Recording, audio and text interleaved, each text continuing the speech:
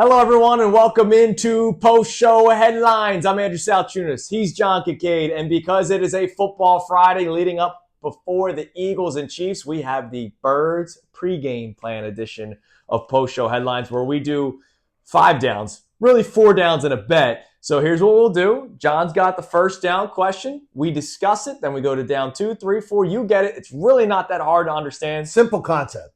Because we're all smart. Have you felt the buzz of this week or not? No, before we get started. Not really. I think the game being on Thursday of last week is part of that, and Phillies Mets was such a big week.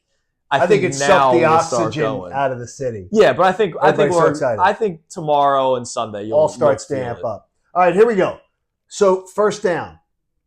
Why, if you were the Eagles, would you get on that plane and head to Arrowhead and not try to execute some semblance of the same game plan that led to one of the biggest butt whoopings in the history of the Super Bowl and one of the most unlikely butt whoopings in the history of the Super Bowl? Not the win, but the way that the Chiefs went down and got beaten. Why would you not come with that same game plan and say, we're coming with it again until we see that you can stop it? Well, because I don't think Spags is going to do what he did last time. I don't think he's going to sell out to try to stop Barkley. So you don't. He got called with his pants down. I like Steve Spagnuolo. Sure I respect the hell out of him. Man. He's one of the best defensive coordinators, and he's a good person. He got called with his pants down, and I don't think he's going to be able to do that exact same game plan. So that means the Eagles can't do that exact same game plan.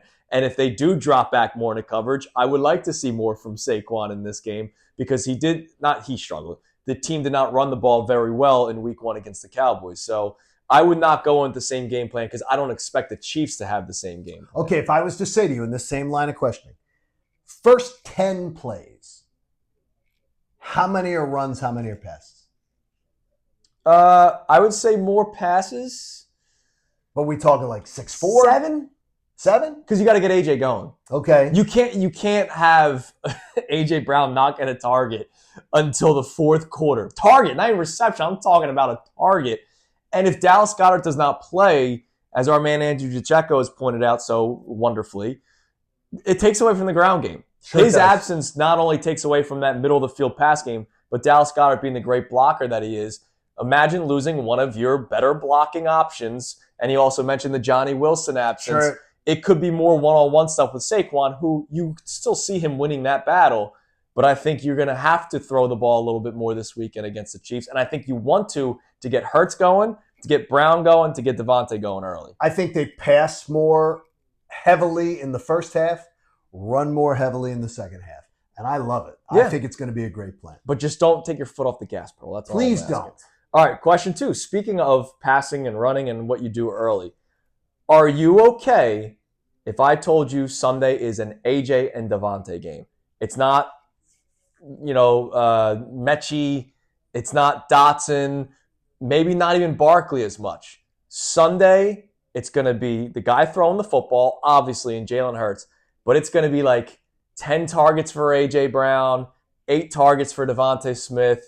You hope that of those 10 targets, A.J. Brown has 8 catches for whatever amount of yards. Devonta Smith, of the 7 or 8 targets, he has 6 catches for 50-plus yards.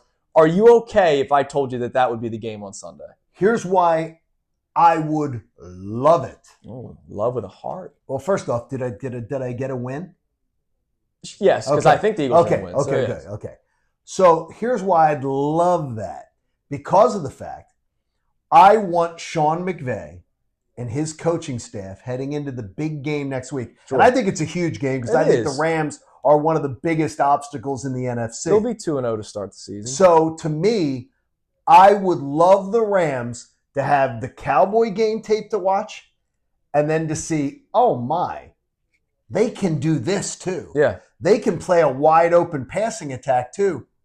What are they going to come with against us? Because last year, they bludgeoned them twice by running it down their throat, just knocking them down. Right. I wonder what it's going to be. I wonder how they'll approach that game, and that's for next week. Sure. So to me, anything you can do to put doubt in their mind and give them more to worry about, because I guarantee you all next week they're going to be saying, Saquon was run down our throats, we got punked, We got made fun of. We weren't tough enough. Let's get ready to stop the run.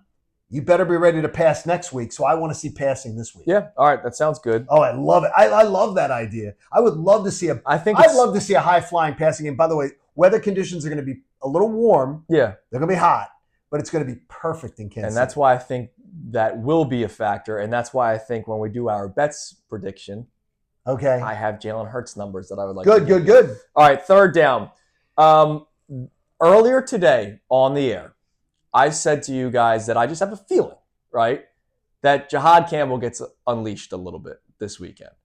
That we see Jihaad Campbell make a play against Patrick Mahomes. Jalen Carter's now in front of him, so that helps him out a little bit.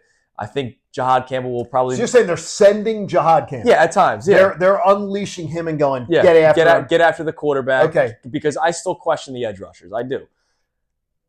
Would you rather them unleash Jihaad Campbell against Patrick Mahomes, who is, A, very good with his feet. Most elusive guy, arguably, in the league. And maybe a rookie linebacker could make a mistake, but also could make a mistake where we have literally heard from training camp, he hit Dallas Goedert.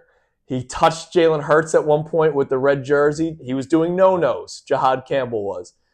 You know the attention that Patrick Mahomes gets. So would you rather them unleash Jihaad Campbell like I just kind of feel happens and I kind of want to happen? Or would you rather them play it safe where you don't get a 15-yard penalty and extend drives and give Patrick Mahomes and the Chiefs better field position? Because I could see Campbell maybe unnecessary roughness on the quarterback. Gotta see what I got. Okay. Gotta see what I got. And you said something in your description that absolutely says, yes, I want to see him unleashed. Okay. When you say, or would you rather see them play it safe? I do not want to see them play it safe because Mahomes will pick you apart. They didn't play it safe they did not play it safe against the Commodes in the postseason. They didn't play it safe against the Chiefs. Yeah. I do not want to see them play anything safe. I want them playing an aggressive style, ambitious. The only time they played it safe was when the Rams made their comeback. I think the Packers game, they played a very safe game plan. That wild card game. Well, offensively, the defense kept them. But I don't want to see safe though. I want to see aggressive. Yeah. And more importantly, I always think in September.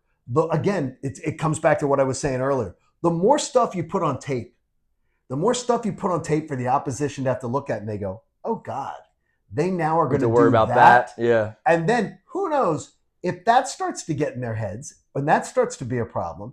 And then maybe that does free some stuff up for the edge rushers. Maybe. There's a little more attention paid. The edge rushers. Maybe I want to unleash Jihaad Campbell. I want him to go after Patrick Mahomes.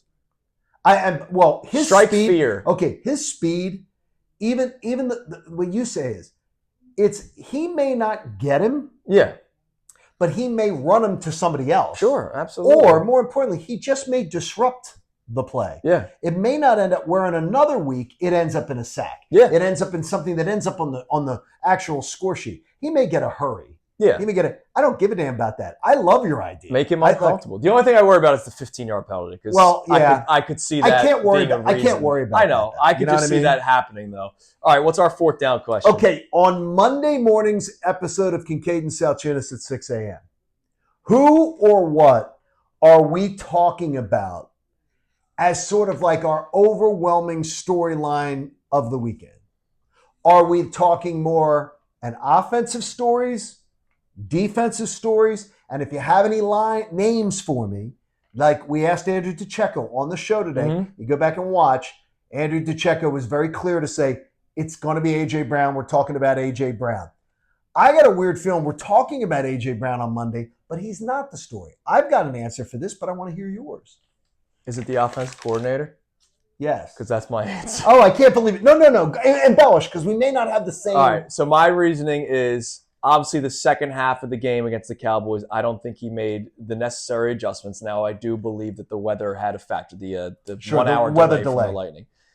Kevin Patullo is going to be coordinating his second game of his career against a veteran, Hall of Fame-like, historic defensive coordinator in Steve Spagnuolo.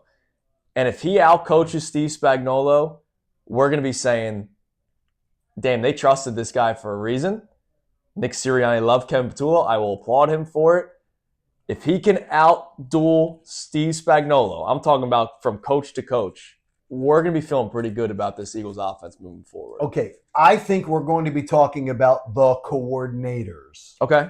Okay, that was mine, but it's a little different than yours, so I'm glad you got it out there.